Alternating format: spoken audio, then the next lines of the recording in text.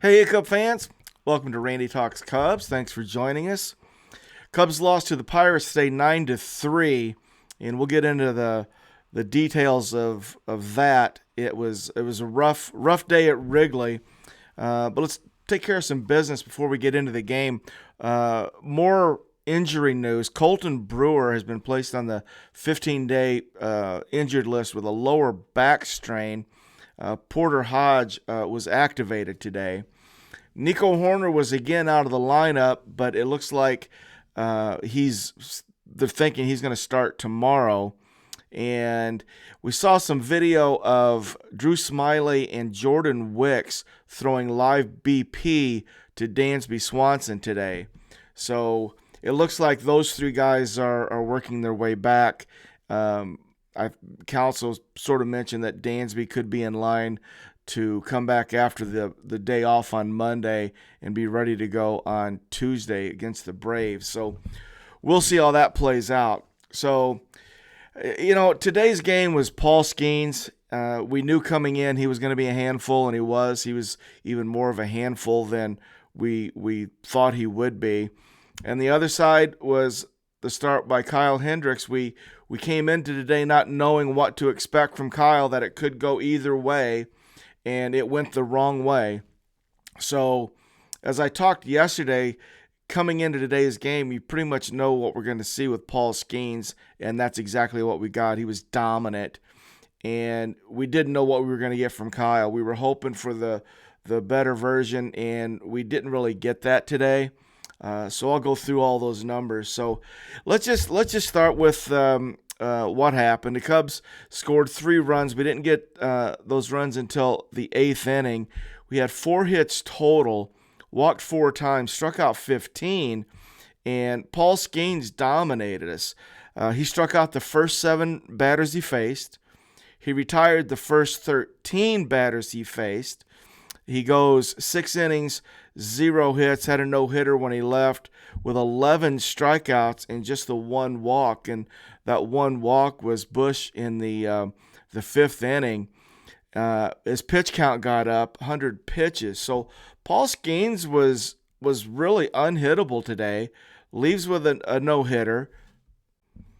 Had an 8-0 lead.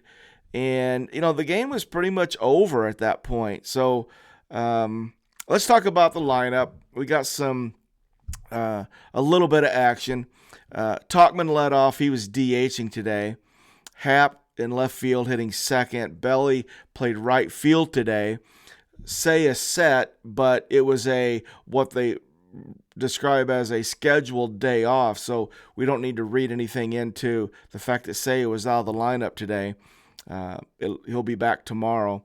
Christopher Morel played third base, hitting cleanup. Bush at first base, hitting fifth. Miles was back at shortstop, hitting sixth. Madrigal, second base, hitting seventh. PCA was in center field, hitting eighth. And Miguel Amaya catching in the 9 spot. So, yeah, Paul Skenes pretty much dominated us. We didn't get anything going with him on the mound. So we got our first hit in the 7th inning to break up the no-hitter. Christopher Morel hit a flare off the end of the bat to right field for our first hit. And then we finally get on the board in the 8th inning. Miguel Amaya leads off the 8th inning, hits a home run. So it was nice to see Miguel have some success. Hit a line drive to the left field bleachers. Then Talk singled, Happ walked, Belly walked. So Morel comes up with the bases loaded, and he doubles on a good solid line drive to the gap in left center, scoring 2. So that's the 3 runs that we got in the 8th. So final 9-3. We left 5 on base, 1 for 3 with runners in scoring position. So just not a lot of traffic. Tauchman went 1 for 4. He had a single in that 8th inning. Happer went 0 for 3 with a walk. Belly went 0 for 3 with a walk. Morel went 2 for 4. He had the 2 RBIs in the 8th. Bush went 0 for 2 with a couple of walks, 2 strikeouts. Master Boney went 0 for 4, 3 strikeouts. Madrigal went 0 for 4, a couple of Ks, a ground out and a pop out to Grandal. PCA went 0 for 4. PCA was the first guy that put Skenes in play. So Skenes struck out the first 7. PCA came up in the third inning and grounded out. It was good to see. We got sort of a little Bronx cheer going on in Wrigley over that. Miguel Amaya went 1 for 3 with his home run in the 8th inning. So, guys, that's it. That lineup, well, they were handled today. Paul Skenes was everything that you thought he would be and more. I got Paul Skenes envy now. This guy looks nasty. We talked about him being maybe the best prospect since like Mark Pryor. And to me, I thought about that. I was watching him today. He looks a lot like Pryor did, only I think he looks bigger and stronger and throws harder. So Paul Skenes and that Jones kid that pitched against us yesterday. These Pirates look like they've got a couple of guys that could go, 1 and 2 for a long stretch here. All right, let's get into Kyle Hendricks. Questions are going to be asked again. I think we're right back to where we were prior to his stint on the injured list. So let me get you caught up with that. Kyle's numbers coming into today overall for what he's thrown. 10.04 ERA with a 1.923 whip. His slash line against 342, 405 on base, 640 slug, OPS over 1,000 at 1,045. In his last game, which was against the same Pirates on May 12th, he goes 5 innings, gives up 2 hits, just the 1 run, a home run, struck out 5, walked 4 on 94 pitches. And that isolated outing is what we were hoping for. We were hoping that, okay, that's where maybe we're going to get back to that. And it didn't happen today. Kyle went 4 2/3, gave up 11 hits, 8 runs, 7 of them earned, 4 strikeouts, a home run. His ERA coming in at 10.04 got bumped up. He's now at 10.57 ERA. And it's back to the same thing. And it was so noticeable today going from the bottom half of the inning to the top half, and you see Kyle versus Paul Skenes right in front of you. And it's so not even close that, it was really kind of a bad look if you're kind of hoping Kyle can make it, because you're seeing what a dominant pitcher looks like, and Kyle's just not. He's just barely holding on. So he scatters the 11 hits. It was rough looking, and him walking off the mound had that same look that we saw 2 or 3 weeks ago, the last time he did that. So I don't know. Kyle Hendricks is now a question. We got Justin Steele, who has had a couple of bad outings. So I don't know. It looks very problematic for Kyle Hendricks for me. I just don't know how much longer we're going to hand him the ball. But we've been talking about this for a while.